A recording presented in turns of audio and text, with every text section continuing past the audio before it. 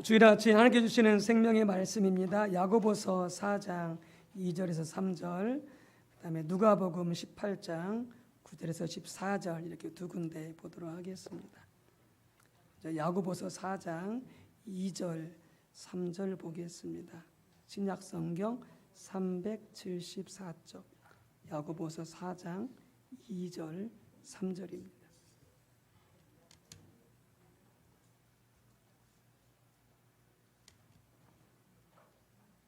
같이 합독하도록 하겠습니다.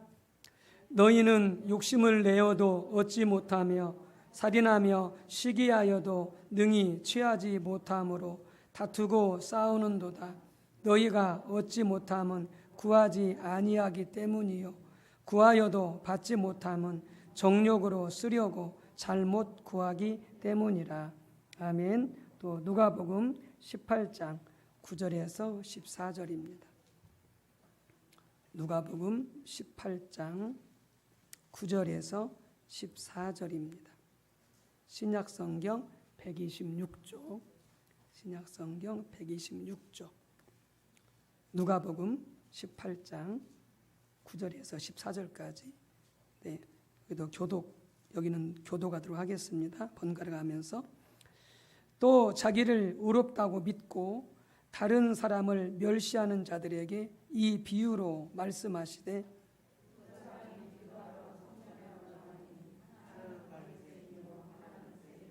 바리새인은 서서 따로 기도하여 이르되 하나님이여 나는 다른 사람들 곧 토색, 불의, 간음을 하는 자들과 같지 아니하고 이 세리와도 같지 아니함을 감사하나이다.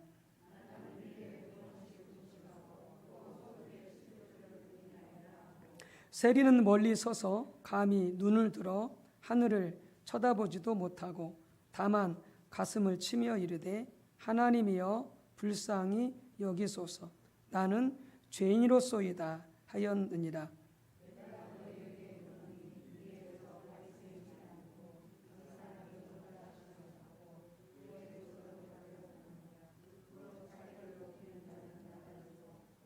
오늘은 맥주 감사절입니다.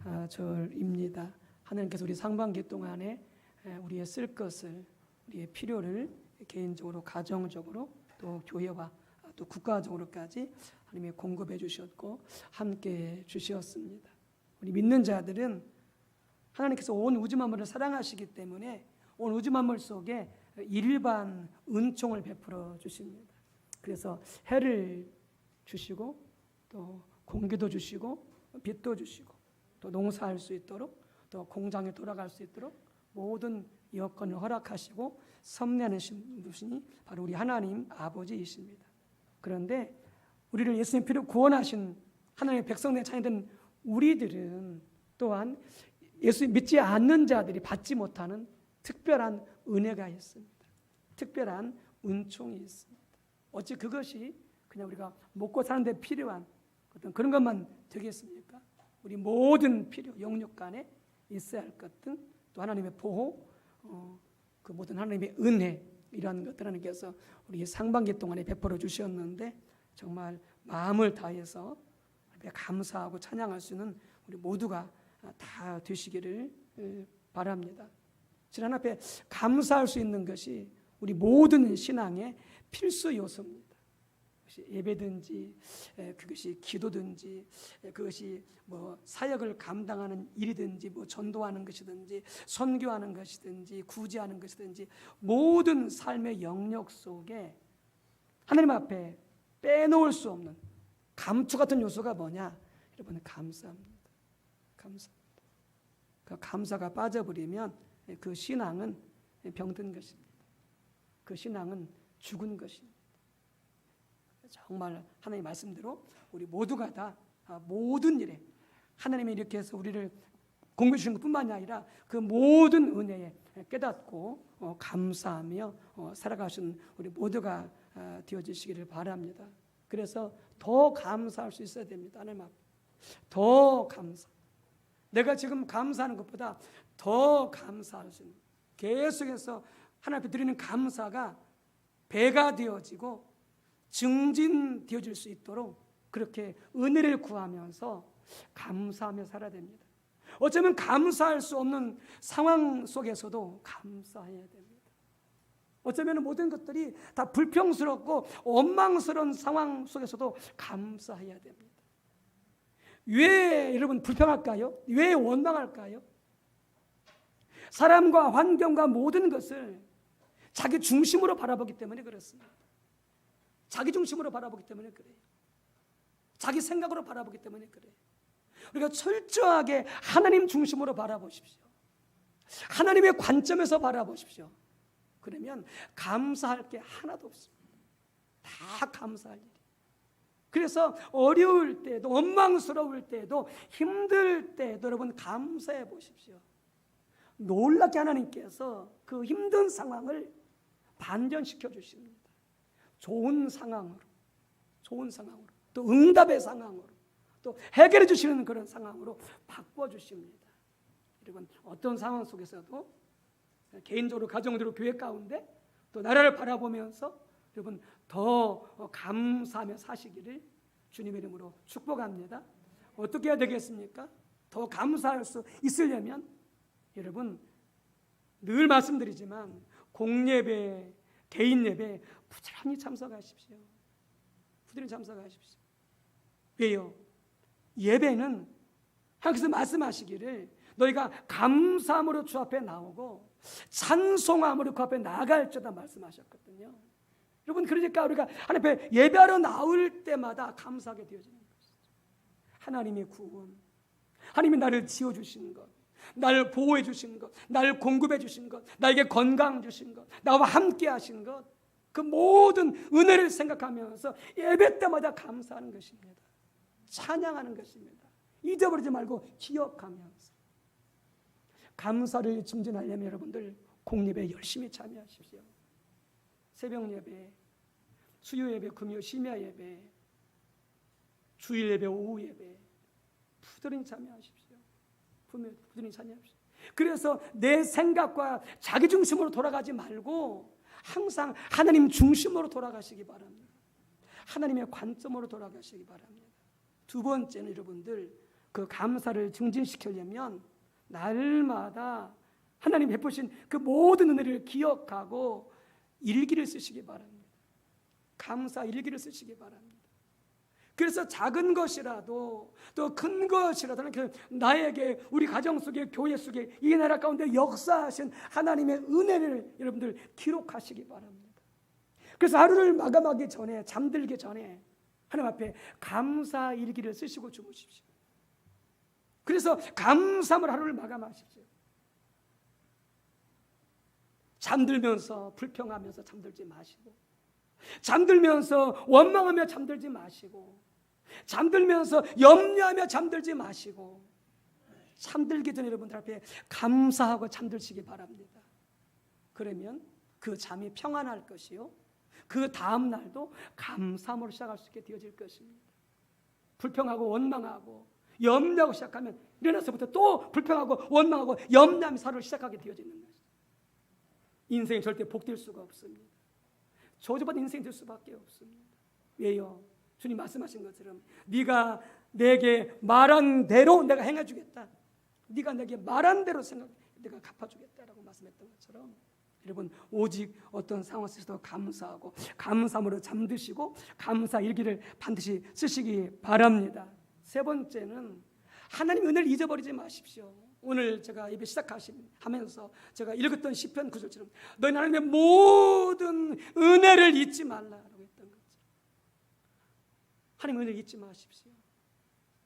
하나님 은혜를 잊어버리는 순간 우리는 곧바로 불평으로 돌아갑니다. 원망으로 돌아갑니다. 그러나 하나님 은혜를 기억하면 감사합니다. 소망이 생깁니다. 믿음이 생깁니다. 여러분 그러니까 항상 하나님의 은혜를 잊지 마시고 여러분들 기억하시고 기록하시고 기억하시기 바랍니다. 그래서 현재가 어려워도 미래가 아무래도 하나님이 내 삶 가운데 지금까지 역사하시고 베푸시고 은혜 부시는 그 모든 축복과 은혜를 기억하고 현재를 해석하십시오. 미래를 소망하십시오. 그래 하나님이 그토록 죽을 고비도 만났었고 어려운 때도 있었지만 하나님의 특별한 은혜로 함께 해주셨어. 하나님의 은혜로 이겨나올 수 있었어. 살 수 있었어. 축복받았어. 그러니 내가 현재가 어려워도 그 은혜 하나님께서 나와 함께 하시니 이것도 능히 이겨나갈 수 있을 거야. 피할 길을 주실 거야. 장은혜가 더 좋아지게 해주실 거야. 받은 은혜를 기억하고 받은 은혜로 감사하면서 현재를 해석하시고 그리고 장래를 소망하시기 바랍니다. 그러면 모든 게 감사. 모든 게 감사. 요새는 또 날씨까지 덥잖아요. 더 짜증나잖아요. 날씨는 덥고 땀은 찔찔 흘리고 뭐 되는 일이 없는 것 같고 불평이 나오려고 할 때마다 하나님 감사합니다. 하나님 감사합니다. 불평 입에 달지 않도록 감사가 항상 입에서 털고 나올 수 있도록 그러면 모든 것들이 하나님의 은혜로 다 잘되게 되어 있습니다. 왜요? 그 좋으신 하나님이 우리와 함께 하십니까? 그래서 이 맥주절기를 맞이해서 여러분들 오늘만 감사하지 마시고 감사함을 드리지 마시고 늘 감사하시기 바랍니다. 매일매일 순간순간 감사는 우리 모두가 다 되시기를 주님의 이름으로 축복합니다. 오늘 말씀은 기도를 방해하는 요소들에 대해서 기도 응답을 방해하는 요소들에 대해서 짧게 살펴보고자 합니다. 왜 기도 응답을 못 받습니까? 하나님께 오늘 우리가 함께 찬양도 했고 또 우리가 오늘 성회를 통해서도 귀한 찬양을 들었지만 하나님 우리를 얼마나 축복을 주시기를 원하는지 모릅니다. 복 주시고 평강 주시고 은혜 주시기를 그토록 원하십니다. 그토록 원하셔요. 그래서 아예 그냥 세상들한테 못을 박아놨어요. 너희는 내 백성 이렇게 축복해라. 하나님의 얼굴빛을 비춰주시사 평안을 주시옵고 하나님의 얼굴빛을 비춰주시사 은혜 베풀어 주시고 지켜주시고 복 주시기를 원하노라. 이렇게 내 백성을 축복해라. 그럼 내가 내 백성을 축복해 주겠다. 이렇게 말씀. 하나님은 우리를 축복해 주지 않으려고 안 달란 분이 아니세요. 우리가 잘못 믿기 때문에 우리가 잘못 살기 때문에 오늘 말씀과 관련해서 우리가 기도하지 않기 때문에 이 삶을 누리지 못하는 거예요. 실은 하나님은 잔뜩 준비해 놓고 있는데 우리가 선물을 주시려고 은혜 주시려고 응답해 주시려고 어마어마한 선물을 준비해 놓고 있는데 받을 자격이 안 되는 거죠. 받을 만한 삶과 신앙과 기도가 안 되는 거죠. 얼마나 하나님께서 안타까워하시겠어요.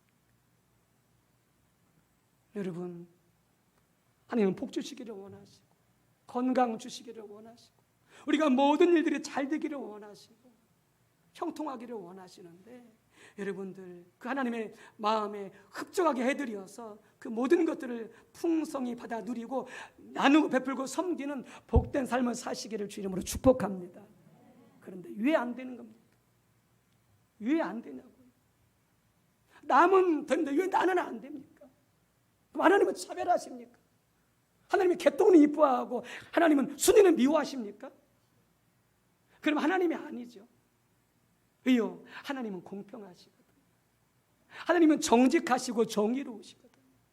절대 편애하지 않으십니다. 그분 말씀대로 순종하며 그 말씀대로 믿고 살아갈 때에 누구든지 그가 부자든지 그가 가난한 자든지 그가 많이 배웠든지 그가 못 배웠든지 그 집안이 좋든지 그 집안이 형편없든지 상관없이 하나님은 공평하게 역사하시고 응답하시는 좋으신 하나님인 줄로 믿습니다. 근데 왜 안 되냐 말이에요. 왜? 남은 되는데 왜 나는 안 돼요? 차별하지 않으신다니까요. 주님 말씀하시기를 너희가 구하지 않기 때문이다.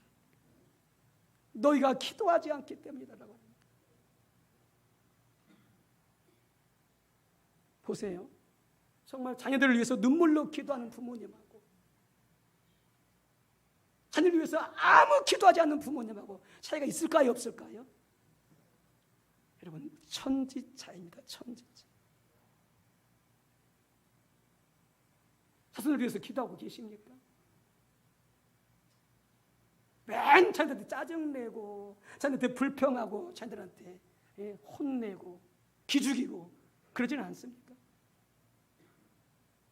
자녀들이 잘릴 리가 없습니다. 사랑하고 권면하고 격려해주고 위로해주고, 물론 따끔하게 우리가 가르칠 때가 있지요. 말씀이 근거해서 바르게 가르칠 때도 있죠. 그러나 사랑하고 위로해주고 격려해주고 축복해주고, 또한 부모가 열심히 손을 들여서 기도할 때에 하나님 그 기도를 들으시고 우리 자손들을 잘 되는 길로 이끌으실 줄로 믿습니다. 왜요? 기도하지 않기 때문에. 기도하지 않기 때문에. 야고보서 4장 2절 말씀에 너희는 욕심을 내어도 얻지 못하여 살인하며 시기하여도 능히 취하지 못함으로 다투고 싸우는도다. 왜 싸웁니까? 왜 살인합니까? 왜 시기합니까? 욕심 때문에. 그냥 다 그렇게 해도 너희가 얻지 못한다. 그래서 뭐라고 말씀하십니까? 너희가 얻지 못하면 구하지 않기 때문이다. 기도하지 않기 때문이다. 왜 기도하지 않습니까? 내가 기도하면 하나님이 응답해 주실 것을 안 믿는 거죠. 내가 기도하면 그래서 응답해 주실 것을 안 믿기 때문에 기도하지 않는 거예요. 이런 믿음을 왜 기도하지 않겠습니까? 내 기도를 들으신 하나님을 믿음을 왜 기도하지 않겠냐고요.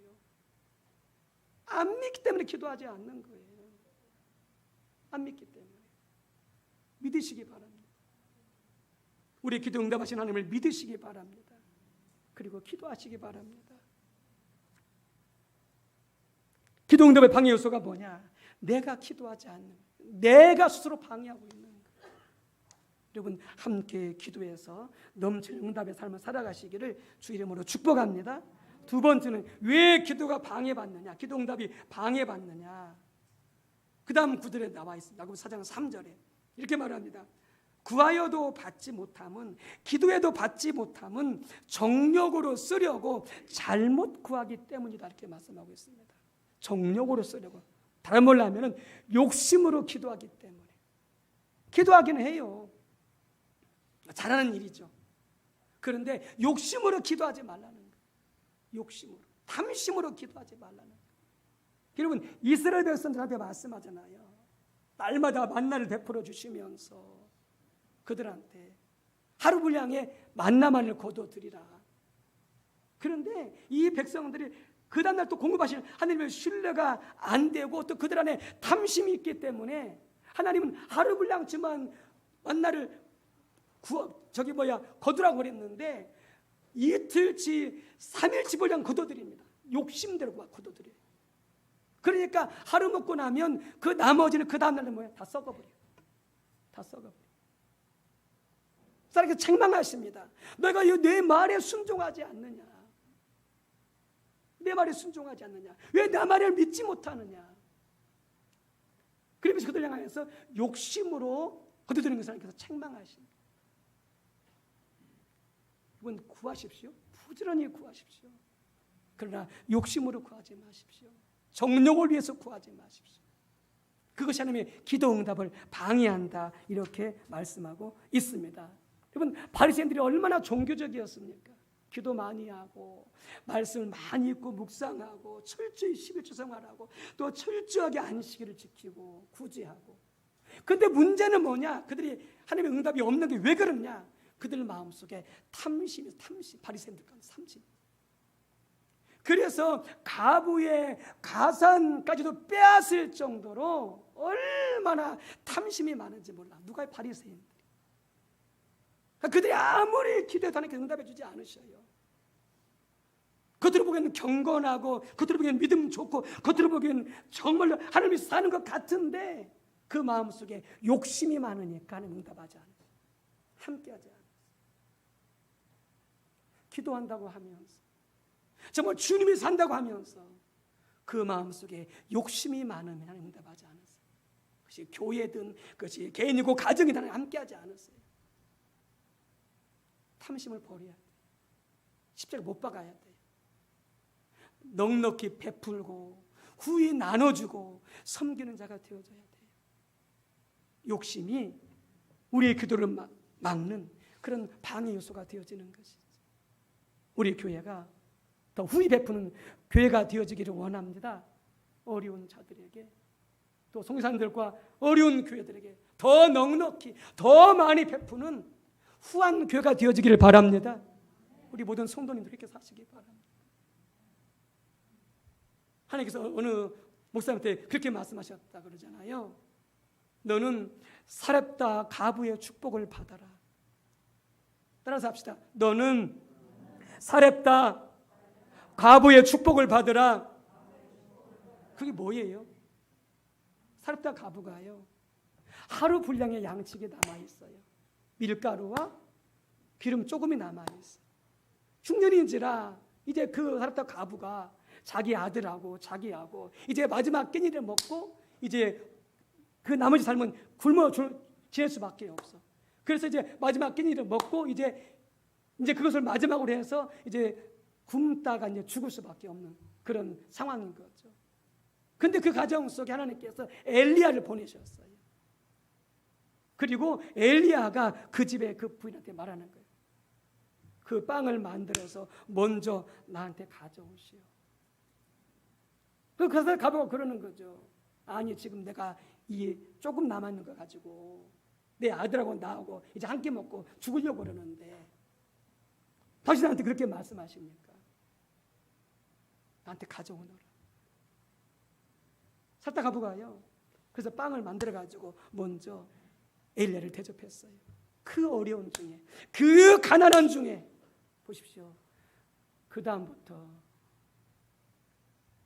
밀가루통에 밀가루가 떨어지지 아니하고 기름병에 기름병이 떨어지지 않나. 하나님이 계속 부어주시는, 할렐루야, 이게 사렙다 가부의 축복입니다. 우리 교회가 사렙다 가부의 축복을 받아야 돼요. 우리 모든 손들의 가정이 사렙다 가부의 축복을 받아야 돼요. 후히 베푸시기 바랍니다. 욕심 부리지 마시기 바랍니다. 욕심 부릴 때 하나님 응답하지 않으십니다. 아무리 충성해도요, 아무리 기도해도 하나님 응답하지 않으세요. 세 번째는 우리가 하나님을 의심할 때, 하나님을 믿지 아니할 때 기도 응답이 안 됩니다. 기도 응답이 안 됩니다. 우리가 믿을 때 기도 응답이 된다고 말씀드렸잖아요. 마태복음 21장 22절, 너희가 기도할 때 무엇이든지 믿고 구하는 것은 다 받으리라. 너희가 믿고 구하는 것은 다 받으리라. 하나님을 신뢰할 때, 하나님을 믿을 때 그 기도가 응답되어진다는 거예요. 그걸 뒤집으면, 의심하면, 믿지 아니하면 하나님께서 안 들으시겠다는 거예요. 아무리 기도해도. 그래서 야고보서 1장 6절 7절, 오직 믿음으로 구하고 조금 더 의심하지 말라. 의심한 자는 마치 바람에 밀려 요동하는 바닷물결 같으니 이런 사람은 무엇이든지 주께 얻기를 생각하지 말라. 의심하는 자, 하나님을 의심하는 자, 주님을 의시하는 자, 무엇이든지 주께 얻기를 생각하지 말라, 이렇게 말씀하십니다. 왜 의심합니까? 하나님이 안 믿어지니까 그렇게도 하긴 하겠지만 자꾸 하나님보다 환경을 바라보는 거예요. 하나님은 자꾸 사람을 바라보는 거예요. 누가 나 안 도와주나? 안 도와주면 섭섭하고, 또 환경도 왜 이러나 나한테.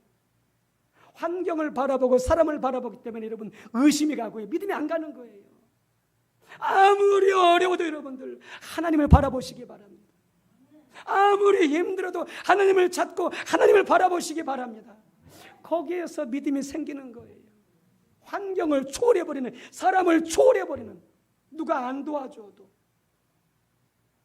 누가 이해해주지 않아도 섭섭하지 않아요. 원망스럽지 않아요. 왜? 하나님이 계시니까.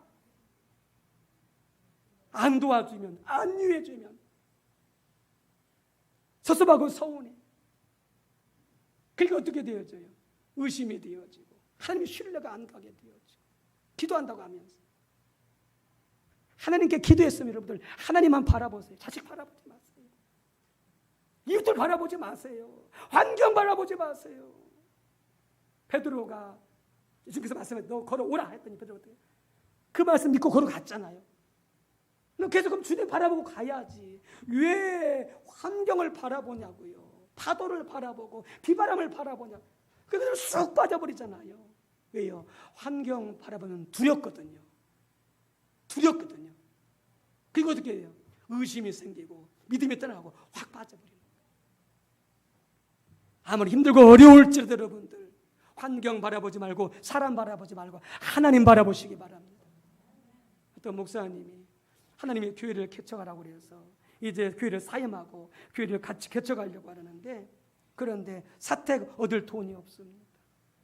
그런데 어느 날 이제 한 치과 의사가 만나더니 목사님 이 돈을 드릴 테니 집을 얻으세요 그러시더래요. 그래서 이제 함께 식사하고 그 돈을 열어봤더니 그 치과 의사가 3천만 원을 주시더래요. 집 사택 얻으라고 교회 개척할 때. 그래서 이제 그 집을 3천만 원을 가지고 이제 집 계약하고 이제 교회를 계약을 했는데, 문제는 뭐냐면은 사택 잔금을 치러야 돼요. 저도 교회 개척하면서 월세를 내봤습니다만은 한 달이요 왜 이렇게 빨리 돌아오는지, 쏜살같이 돌아와요. 한 달 한 달이. 잔금을 치러야 되는데 돈이 없으니까 하루하루가요 피말리게 이렇게 빨리빨리 지나가게 되어지는 거예요. 돈은 나올 때는 없고. 이 목사님이 이 생각을 한 거예요. 그래도 교인 중에 돈 있는 분이 있었나 봐요. 내가 그 성도님한테 3천만 원만 빌리달라고 그럴까? 3천만 원이 필요한 이제 잔금을 치르려면 3천만 원 빌리달라고 그럴까? 그 생각이 드는 순간 하나님께서 말씀하시더래요. 네가 그렇게 성도한테 부탁해버리면 너는 지금까지 믿음으로 살라고 성도를 가르치지 않았느냐? 아무리 어려워도 하나님께 기도하고 하나님을 바라보라고 가르치지 않았느냐? 그런데 네가 성도한테 3천만 원을 빌리라고 그러면 그 성도님한테 가진 그 모든 믿음의 말씀이 뭐가 되겠느냐? 그러니까 성도한테 부탁을 못 하겠더래. 지금까지 믿음으로 살라고 그러고 믿음으로 기도하고 그렇게 갖춰 놓고 나서는 자기 그 말씀을 뒤집어 놓은 것이 되니까 이 마음에서 쑥 들어가 버린 거예요. 주님 알겠습니다. 제가 하나님만 의지하겠습니다. 하고 이제 하나님만 바라보게 되어지는데 마음에 평안이 오더래요. 그러면서 그날로부터 속에서부터 계속 뽀글뽀글 이 생각이 올라오는, 무슨 생각? 이 생각이 여호와를 의지하는 자는 부끄러움을 당하지 아니하리라. 여호와를 의지하는 자는 부끄러움을 당하지 아니하리라. 이 말이 하루 종일 속에서 올라오는, 뽀글뽀글 올라오는 믿음이 생기기 시작하는 거예요. 그때부터 시간이 안 가는 거예요. 어차피 하나님께서 응답하실 텐데, 어차피 하나님께서 공급하실 텐데 시간이 안 지나는 거예요. 그리고 이틀인가 3일인가 지나서 어떤 다른 성도한테 전화가 왔어요. 목사님, 저 3천만 원 헌금하겠습니다. 그래서 사람들한테 부탁하지 않고서도요, 하나님을 신뢰하고 바라봤더니 하나님이 다른 성도를 통해서 공급해 주신 거예요. 그래서 계약이 이루어진 거예요. 힘들고 어려워도 여러분들 사람 바라보지 마세요. 사람 바라봐야 도와주지 않으면 섭섭하고 서운해. 죄만 지어. 어차피 또 안 도와줘. 그냥 사람 바라보지 말고 하나님 바라보십시오. 하나님께 기도하십시오. 하나님 바라보십시오. 그러면 우리 마음속에 하나님께서 믿음을 주시는 말씀을 주실 거예요. 말씀을 주실 거예요. 여러분, 불신하고 의심하는 것은 기도 응답을 가로막고 있는 것이죠. 네 번째는 죄가 우리의 기도 응답을 가로막습니다. 죄가 우리 기도 응답을 가로막습니다. 이사야서 1장 15절 대표적으로 너희가 손을 펼 때에 내가 내 눈을 너희에게서 가리고 너희가 만일 기도할지라도 내가 듣지 아니하리니 이는 너희의 손에 피가 가득함이라. 이웃을 해친 것이죠. 이웃을 아프게 한 것이죠. 죄를 지은 것이죠. 그러니까 너희의 죄 때문에 내가 더 이상 기도도 듣지 않을 것이고 내 눈을 가려볼 것이다. 이렇게 말씀하시거든요. 여러분, 그 기도를 하나님 앞에 나올 때 뭐 해야 돼요? 회개해야 돼요. 우리가 우리 죄를 자백하면 하나님 기쁘시고 의로우사 우리의 죄를 사하시며 용서하시며 우리를 모든 불의에서 깨끗하게 하실 것이요. 그래서 죄를 지었을지라도 주변 나올 때 회개하시고 용서 받으시고 그 다음에 기도하시기 바랍니다. 그 다음에 기도하시기 바랍니다. 네 번째는, 마지막으로 다섯 번째는, 교만이 우리의 기도에 응답을 가로막습니다. 하나님은 겸손한 자에게 은혜를 주십니다. 교만한 자를 대적하십니다. 그래서 5장 5절 말씀처럼 무엇이 교만한 것입니까? 남을 멸시하고 남을 판단하고 남에 대해서 함부로 말하고 남을 깔보고 얕보는 것, 그거 교만한 것이죠. 그러나 가장 교만한 것은 하나님 없이 제 힘으로 살아가려고 하는 것, 하나님을 의지하지 않고 제 능력으로 살아가려고 하는 것, 이것이 가장 교만한 자입니다. 겸손하십시오. 하나님 없이는 아무것도 할 수 없습니다. 하나님이 도와주셔야 됩니다. 하나님이 함께 해주셔야 저는 할 수 있습니다. 근데 이렇게 하나님을 의지하는 겸손자들 되시기를 주님으로 축복합니다. 그런 자의 기도를 들으시고 응답하신 줄로 믿습니다. 같이 읽었던 바리새인이 교만한 자들이었거든요. 나는 기도했습니다. 나는 믿음이 좋습니다. 나는 헌금했습니다. 나는 구제했습니다. 나는 금식했습니다. 열렬히 자랑을 해요. 그게 다 자기 자랑이거든요. 자기 자랑 것이거든요. 그걸 가지고 하나님 앞에 나아가. 하나님 안 받으셔, 그 기도를. 너 교만하구나. 그러니까 네가 그렇게 한 것이냐? 근데 세리는 어떻게 해요? 하나님, 나는 죄인입니다. 하나님 불쌍히 여겨주시고 날 용서해 주십시오. 나는 하나님의 은혜가 필요합니다. 그래서 바리새인이 아니고 저 세리가 기도응답이 되었다, 이렇게 말씀하는 거죠. 내가 죄인임을 깨닫고 내가 부족하고 내가 연약한 것을 깨닫고 하나님 의지하여 나가서 기도하시길 바랍니다. 하나님 겸손한 자의 기도를 들으시는 줄을 믿습니다. 남을 얕보지 마십시오. 남을 깔보지 마십시오. 나보다 못 배웠다고, 나보다 물질이 없다고, 우리 가정보다 더 못하다고 절대 여러분들 누구도 깔보거나 얕보지 마십시오. 다 하나님의 존귀한 자녀들입니다. 다 존귀한 하나님의 백성들입니다. 더 나아가서 여러분들 하나님을 철저히 의지하시기 바랍니다. 주님 없이는 아무것도 할 수 없습니다.